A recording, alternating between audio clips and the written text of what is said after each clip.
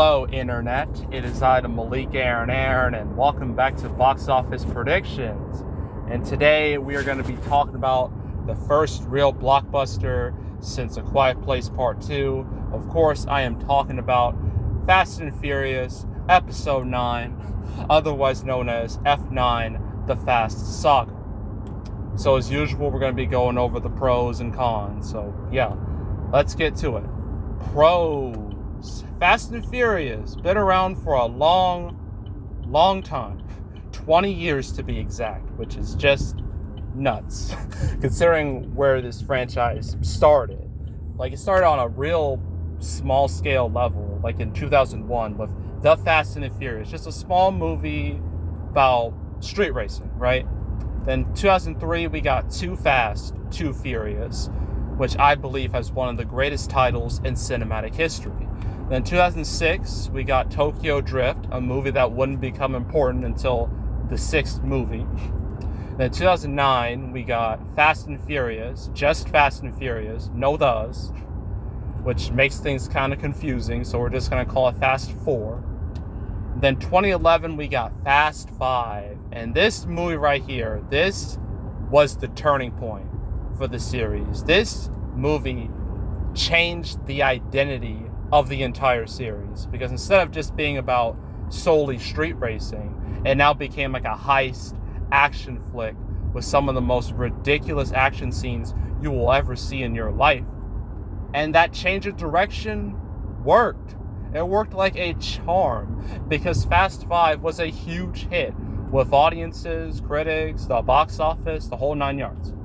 So they continued that direction with 2013's Fast and Furious 6, which was also well received and made even more money. And then 2015, we got Furious 7, a movie that not only benefited from, the goodwill from the previous two movies, but also because of the tragic, unfortunate death of Paul Walker. A lot of people went to see the movie just basically to pay tribute to Paul, because this was Paul's last performance. Right? It's similar to what happened with The Dark Knight and Heath Ledger. It had the exact same effect. And because of all that, Furious 7 destroyed everything in its path. It opened to like 147 million domestic. It made like 350 million domestic. Made 1.5 billion worldwide. One of the biggest movies ever. So yeah. And a lot of people believe that's where the series should have ended, but Universal got to make that money, so they kept going with Fate of the Furious, the 8th movie in 2017. It's called Fate of the Furious because, get it? Fate, F8, Fate, get it? I know, it's a stupid title, but, Fate of the Furious, it benefited from the goodwill from the last few movies, especially Furious 7. It didn't do as well as Furious 7. Nobody expected it to, but it still made 1.2 billion, which is nothing to sneeze at all. So, yeah. And then 2019, we had Hobbs and Shaw, which was the second spin-off of the series. And it didn't do as well as the main series entries. I mean, anybody could have expected that. But it did well enough to justify its own existence. And now here we are, 2021 with F9. Well, actually, this was supposed to come out last year in 2020, May of 2020. Didn't happen for obvious reasons. It got delayed several times, but it's here now. The exact same weekend as the very first movie 20 years ago, which is quite a fun fact if you ask me. So yeah, Fast and Furious, big series, has a lot of love from a lot of people, a lot of success, has a huge fan base. So that's obviously going to be in this movie's favor. All that, has all that goodwill from the past few movies, and just the series as a whole. Like, it's a big deal. It's one of Universal's biggest franchises besides Jurassic Park.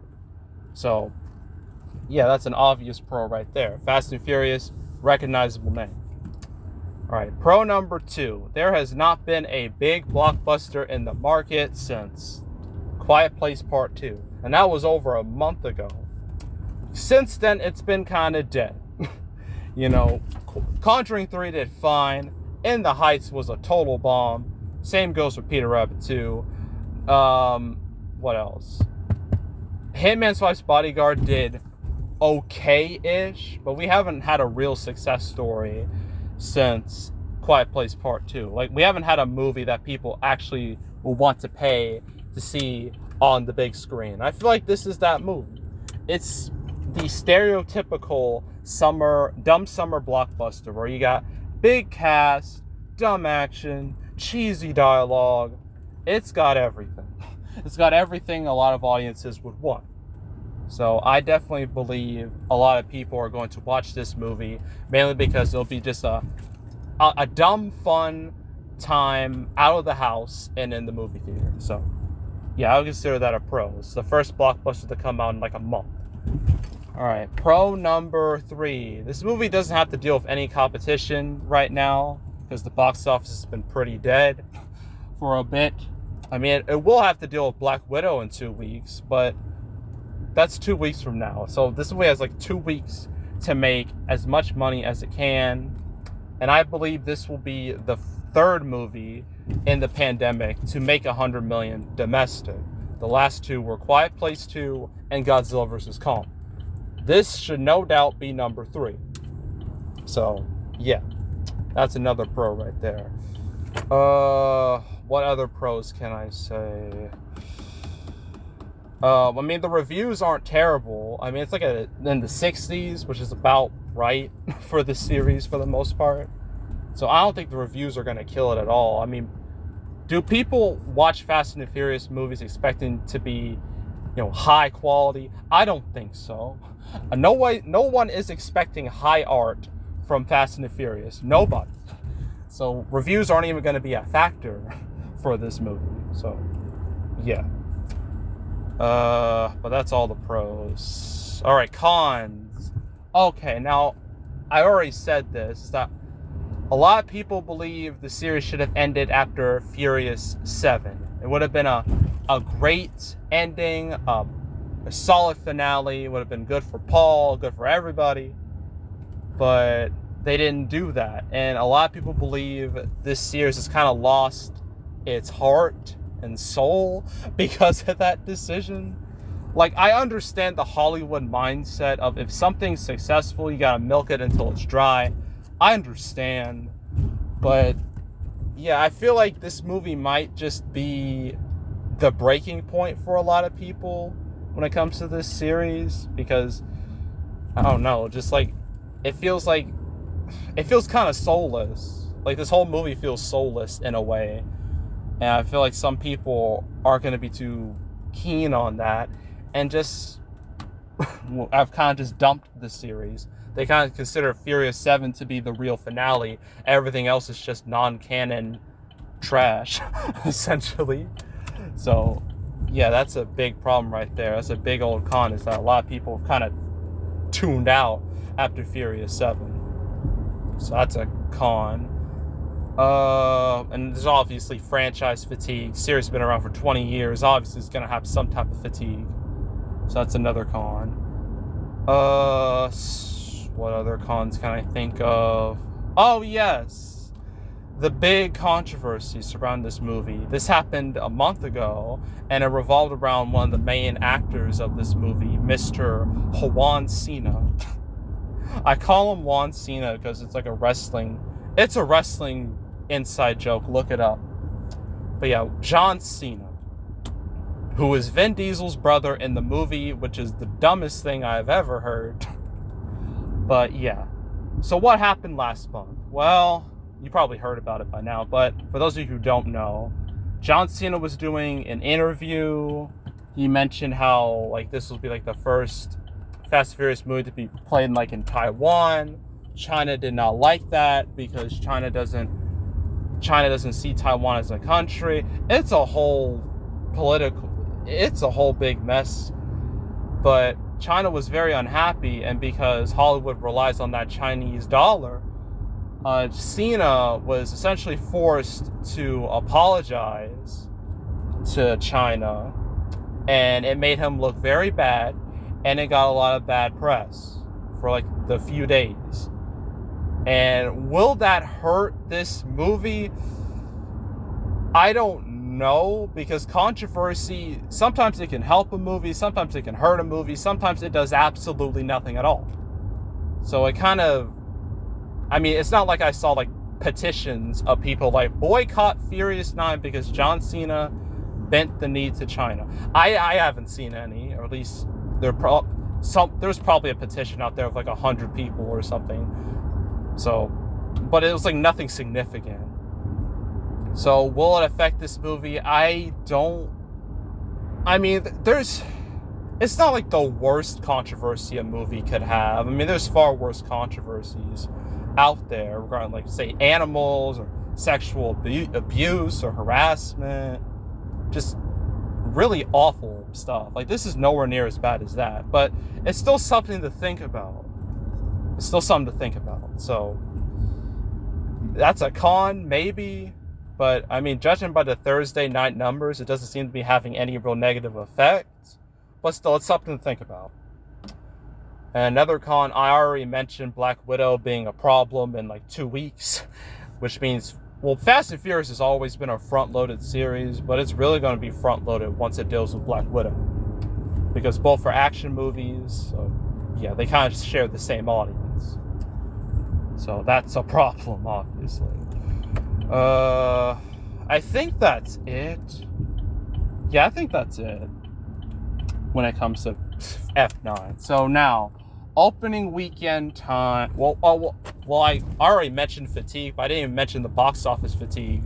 Like, this series went from like 147 million opening to 98 million opening to 60 million opening. That is not good. But I feel like this movie is going to slow the bleeding down, because that 60 million opening was from Hobbs and Shaw. That was a spinoff.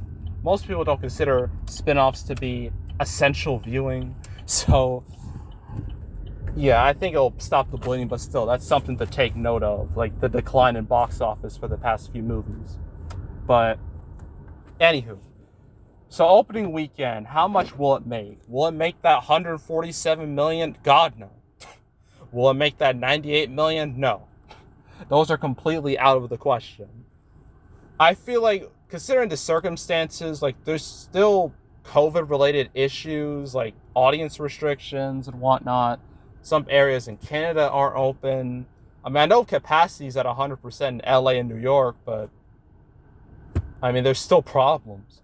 I feel like if this movie can make more than Hobbs and Shaw, then I would consider it to be a success. That's what I think. That's why I consider it the benchmark. If it can defeat Hobbs and Shaw, then I consider it successful. And it will be the biggest movie of the pandemic era so far. Because the current record holder is Quiet Place 2 with 47 million. That should be easily beaten this weekend, judging by the preview numbers for F9. It made 7 million in previews, which is more than Hobbs and Shaw, which made 5.8, and that movie didn't have to deal with any nonsense. So, yeah. Yeah, there's no doubt in my mind this will be the biggest pandemic movie yet. So, yeah, I think it'll open between 60 to 70 million dollars.